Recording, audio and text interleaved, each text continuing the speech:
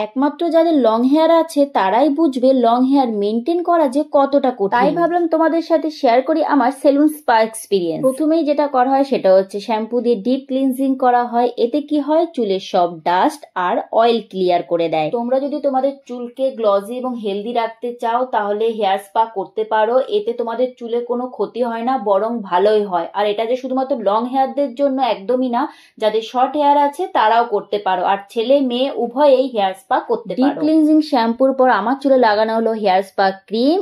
এরপর আসে সবচেয়ে রিল্যাক্সিং পার্ট, সেটা হচ্ছে স্পা ক্রিম মাসাজ। বিশ্বাস করো, এই মাসাজটা নেওয়ার পর তোমাদের মনে হবে যেন সব স্ট্রেস চলে গেছে। এই হেয়ার স্পা ক্রিম ভালোভাবে কাজ করার জন্য তারপর দেওয়া হলো হালকা স্টিম, যেটাতে ডিপ নিউট্রিশন দেয়। এই দেখো, সবার শেষে সবকিছু হয়ে যাওয়ার পর আমার হেয়ার ড্রাই করতে করতে সেলুনের দাদার অবস্থা তো খুবই খারাপ, একদম নিচে বসে আমার হেয়ার ড্রাই করছে। এই হচ্ছে আমার চুলের ফাইনাল রেজাল্ট। দেখো কতটা গ্লসি আর হেলদি লাগছে আমার চুলটা।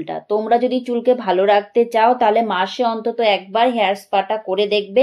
ট্রাস্ট মি, পার্থক্য তোমরা নিজেই টের পাবে।